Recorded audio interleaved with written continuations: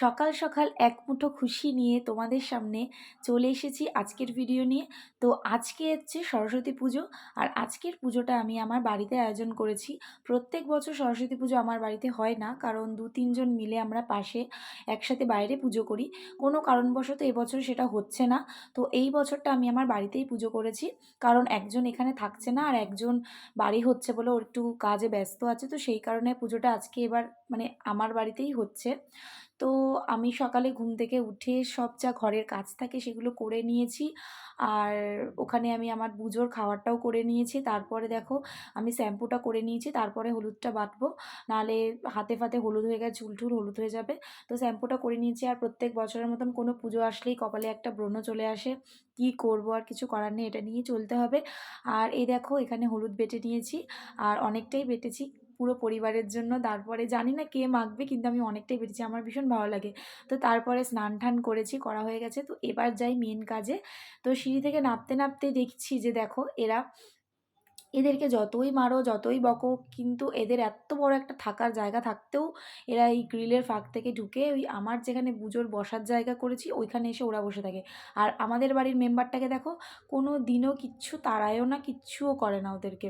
এ তো মহারাজ, এ তো এখানে বসবে না, এ তো বসবে একবারে খাটের ওপরে।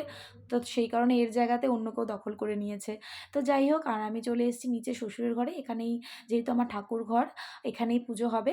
তো শ্বশুর এখন ঘুমাচ্ছে, তো শ্বশুরকে ডাকিনি। তো আমি সব ফ্রেশ ট্রেশ হয়ে নিয়েছি।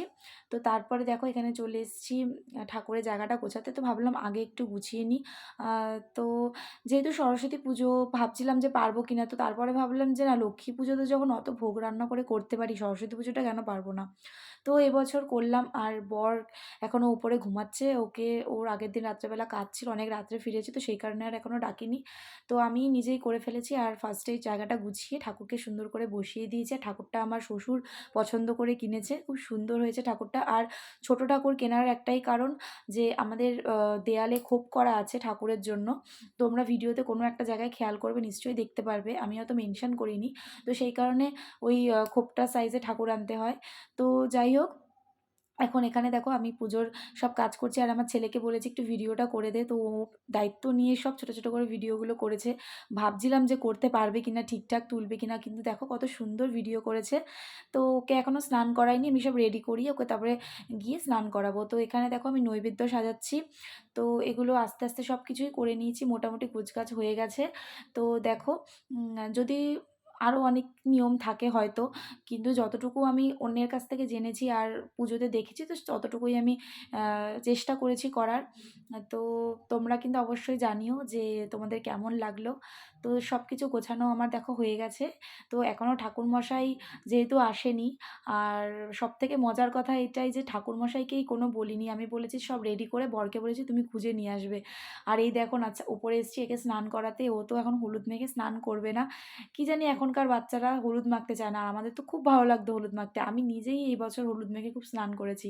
তো দেখো ওকে জোর করে স্নানটা করিয়েছি। তারপরে মা এবছর একটা ওকে পাঞ্জাবি দিয়েছে হলুদ কালার, কিন্তু সেটা এত বড় যেটা এই বছর আমি আর পরাতে পারবো না। তো আগের বছরেরই একটা পাঞ্জাবি ছিল, তো ওটাকে একটু আয়রন করে ওকে পরিয়েছি, যদিও ছোট হয়ে গেছে, কারণ এ যা লম্বা হচ্ছে তাড়াতাড়ি।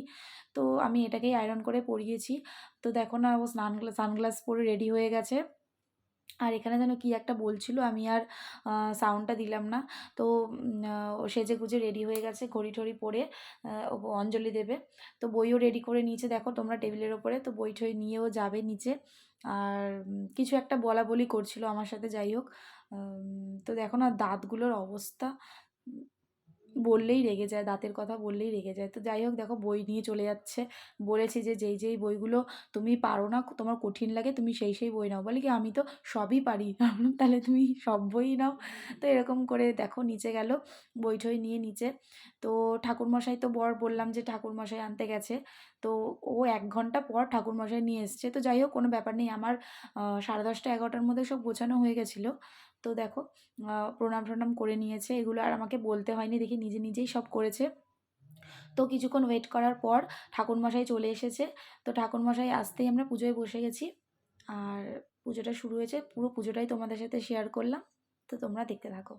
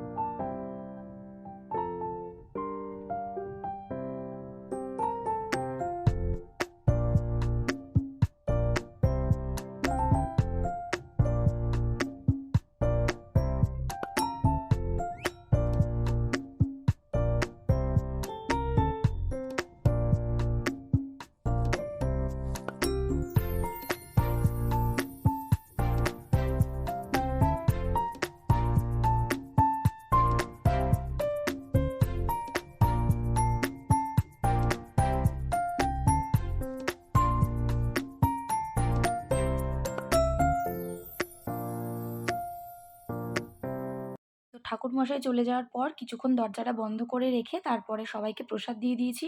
আর প্রসাদ দেওয়াটার ভিডিও আর করা হয়নি, কারণ তখন সবাই একটু ব্যস্ত ছিল। তো তারপরে যেহেতু তাড়াতাড়ি রেডি হতে হবে, একটু বেরাতেও হবে, কারণ ছেলেদেরকে নিয়ে স্কুলে যাওয়ার একটু প্ল্যান হয়েছে। তো তারপরে এখানে সবাই চলে গেছে আস্তে, আস্তে সবাইকে প্রসাদ দেওয়ার পর সবাই চলে গেছে। তারপর এখানে আমার পাশের বাড়ির যার কথা বললাম বৌদি হয়, ফ্রেন্ড হয়, অনেক কিছু হয়। তো ওকে দায়িত্ব দিলাম যে একটু তুমি চাল কলাটা মেখে দাও, কারণ ও একটু ভালো মাখে। আর যেহেতু ঠাকুরমশাই ঘরটা নাড়িয়ে গেছে, তো সেই কারণে আজকেই আমরা দধিকর্মাটাও মেখে নিয়েছি, কারণ আমার বাড়িতে আর কিছু রাখা যাবে না রাত্রিবেলা, কারণ আমার বাড়িতে একটা ডগি আছে, ওর ভরসাতে আমি কিছুই রাখতে পারবো না। তো সেই কারণে সব কিছু মেখে একসাথে প্রসাদ দিয়েছি। ঠাকুরমশাইকে জিজ্ঞেস করেছি, উনিও বলেছে হ্যাঁ করা যাবে। তো তারপরে সব কিছু পরিষ্কার-টরিষ্কার করে আমি একটু বেরিয়েছি বেস্টুর সাথে। তো ও আর আমি বেরিয়েছি, ওর আর আমি স্কুলে গেছিলাম ছেলেদেরকে নিয়ে। তো স্কুলের গেটটা বন্ধ থাকায় কিছুক্ষণ ওয়েট করেছি, আর ওরা এখানে খেলা দেখছিল ২ বন্ধু মিলে।